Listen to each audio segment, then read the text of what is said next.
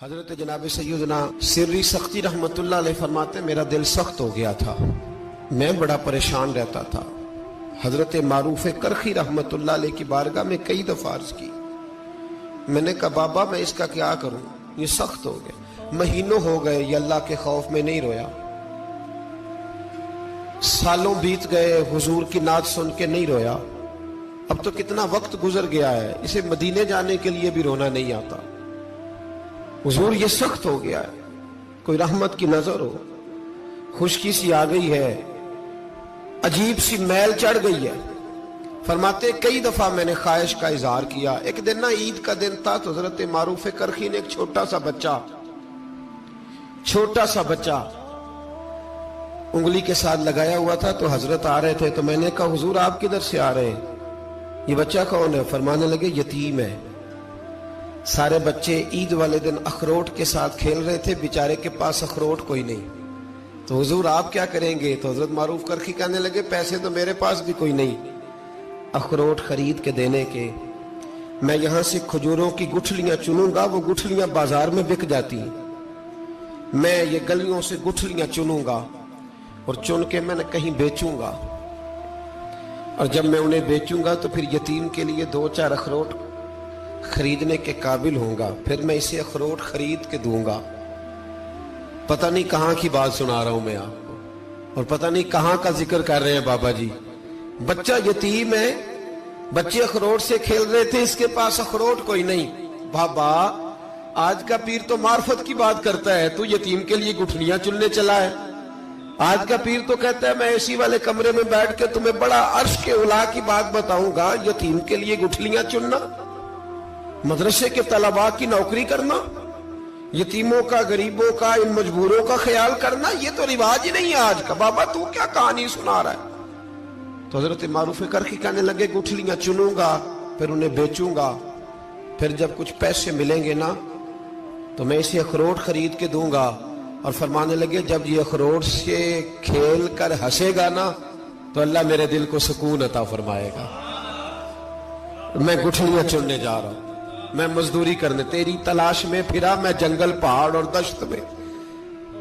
تو حضرت سری سختی فرماتے ہیں میرے گھر میں پیسے تھے، میں نے کہا حضور اگر یہ نوکری مجھے مل جائے تو میں غلام جو ہوا،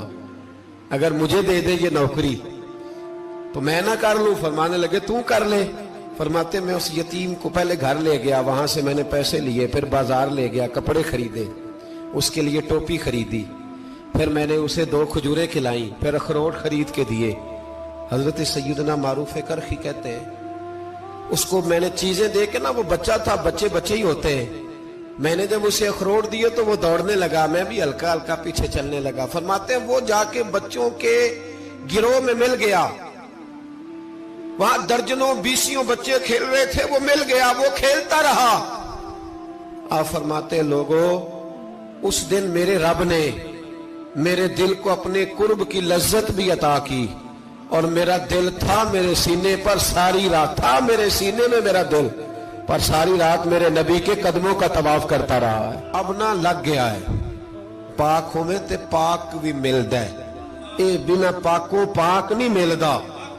سادے وجود نو تون دے نالوں اکو تولا ٹکڑا دل دا، دل لگا کے، دل لگ جائے تو پھر وہ لگ جاتا ہے۔ آپ یقین کریں لگتا ہے تو مزہ دیتا ہے، اور جب تک لگتا نہیں پھر کوئی بھی کیف سرور حاصل۔ امام زین العابدین رضی اللہ تعالیٰ عنہ مولا علی شیر خدا کے پوتے، امام حسین کے صاحبزادے،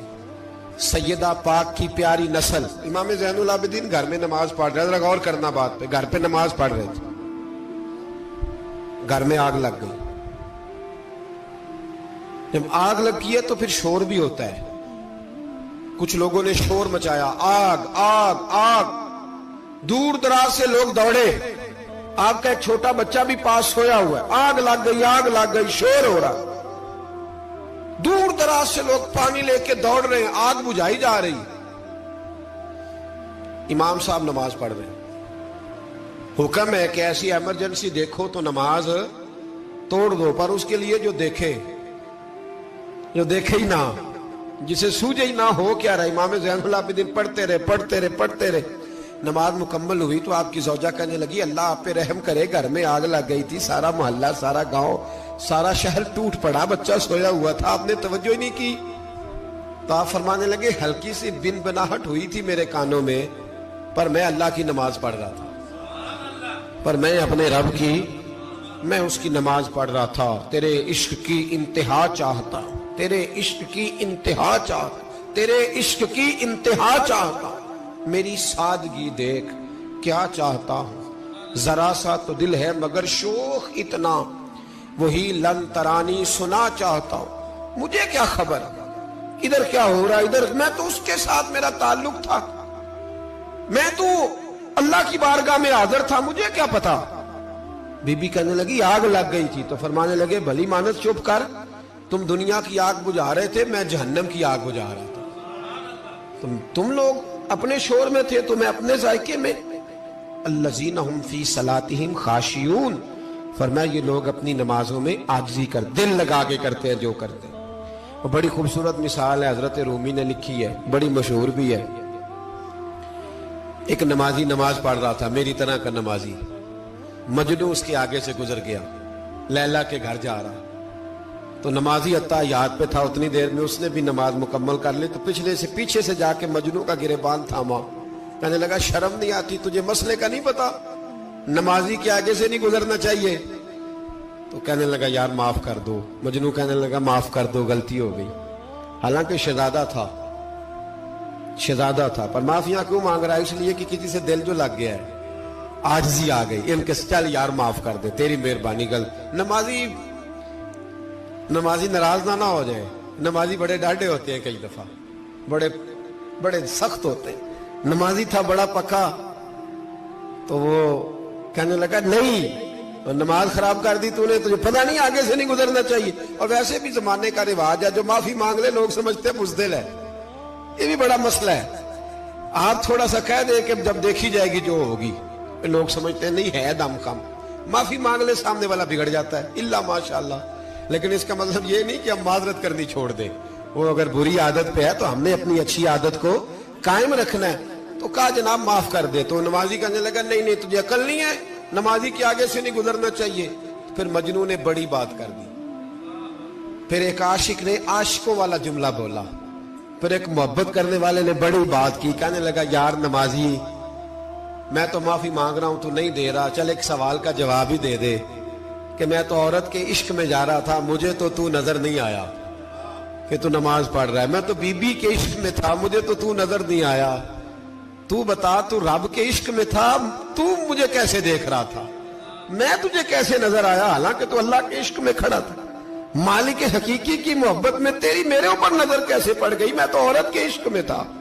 اب نمازی صاحب شرمندہ ہو گئے، مجنو کہنے لگا آج کے بعد جب رب کی بارگاہ میں کھڑے ہو